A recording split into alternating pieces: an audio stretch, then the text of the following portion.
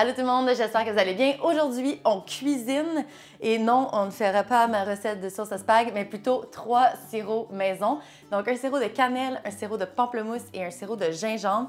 Je vais vous présenter 3 façons de faire des sirops différentes et après ça, vous devriez être capable de faire des milliers de sirops par vous-même. Donc c'est parfait pour ajouter une petite touche ouf à vos cocktails. Le premier sirop que je vais vous montrer, c'est le sirop de cannelle parce que c'est le plus simple à faire, mais c'est aussi celui qui est le plus de base. Donc, si vous changez la cannelle pour d'autres ingrédients, d'autres aromates, ça devrait rester sensiblement pareil. Alors, on va commencer par celui-là. Pour commencer, le sirop, ça va être la même base que notre sirop simple, donc une part d'eau pour une part de sucre. Dans un chaudron, on va verser notre sirop simple. Donc, une fois que le sirop est prêt, c'est-à-dire qu'on ne voit plus de petits grains de sucre, que la texture est homogène, que ce soit que vous l'ayez déjà fait avant ou qu'il soit sur le feu, c'est le temps d'ajouter votre cannelle. Je vais commencer avec 3 bâtons de cannelle que je vais casser pour un peu aider à les réveiller. Et le dernier, je vais même le gratter un peu. Je ne veux pas trop le gratter non plus parce que ça va être dur de se débarrasser de toute la poussière vu que c'est très très fin. Alors c'est pour ça aussi que j'utilise des bâtons plutôt que de la cannelle en poudre. C'est que ça va être vraiment difficile à filtrer la poudre et aussi la cannelle en bâton, ça goûte plus, c'est plus frais bien sûr. Et là, on va porter à ébullition et on va chauffer à feu vif environ 8 minutes. Alors, une fois que notre sirop est bien infusé, qu'il goûte la cannelle, on le laisse refroidir et ensuite, on vient le filtrer dans une bouteille que vous allez pouvoir laisser au frigo. Alors, comme j'étais partie d'une très petite quantité, c'est certain que moi, j'en ai très peu parce que l'ébullition, bien sûr, ça l'a fait un peu réduire mon sirop. Mais là, il est très dense, très goûteux. Donc, quand je vais en mettre dans mes recettes, ça va vraiment être super powerful. Cette recette de sirop va fonctionner avec presque tous les ingrédients, simplement qu'il ne soit pas trop délicat comme du basilic, de la menthe, mais sinon du romarin, des zestes, du gingembre, des fruits séchés, des vrais fruits frais aussi, d'autres épices. C'est comme la façon de base qui va faire en sorte que vous allez réussir vos sirops. Après, il y a des façons de twister ça un petit peu pour aller chercher plus de saveur ou plus de complexité. Je vais vous en présenter 2, mais avec ça, là, vous devriez être capable de faire bien des choses. Prochain sirop, c'est notre sirop de gingembre, tout aussi simple, mais avec une petite twist qui fait en sorte que le sirop est piquant et vraiment à la hauteur du gingembre comme on le connaît. Donc, on va faire la même chose. On va partir sur une base de sirop simple. Encore une fois, je vais y aller avec une tasse. Allez-y avec la quantité dont vous avez besoin. Et voilà. Ensuite, je vais ajouter environ 1/4 de tasse de gingembre frais. Donc, environ cette grosseur-là. Mais là, c'est certain que moi, c'est pas beaucoup de sirop pour une bonne quantité de gingembre, alors il va être piquant. Ça, c'est au goût et avec votre sens du piquant que vous allez décider comment vous en mettez. Toutes mes recettes aujourd'hui sont très peu précises, je suis très au courant, mais c'est des recettes qui sont plus au feeling et au goût. Moi, je vous montre la technique de base, mais après, vous faites votre chemin avec ça. Donc, on va mettre notre sirop sur le feu pour environ 8 minutes, question que ça l'infuse. Et après ça, on va mettre ça dans le blender. Une fois que notre gingembre a bien infusé dans notre sirop, on va mélanger ça. Et moi, j'ai sorti la bête, le Vitamix, mais n'importe quel blender pourrait faire. Donc, je vais verser au complet.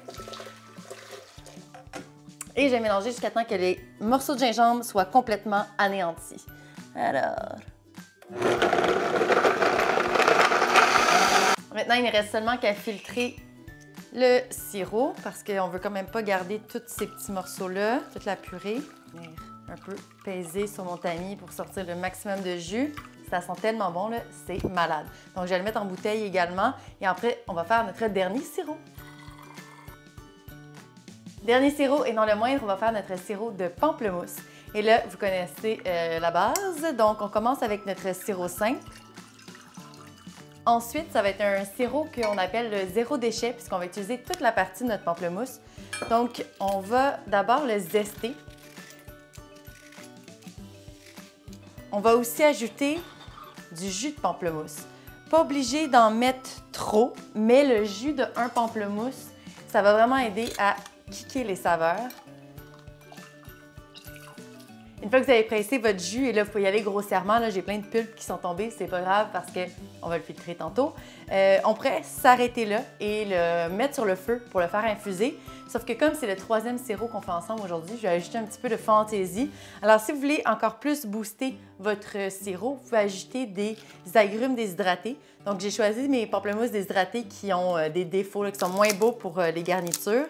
Donc, on les met à l'intérieur. J'ai également des oranges. Ça va amener du goût, ça va amener de la profondeur.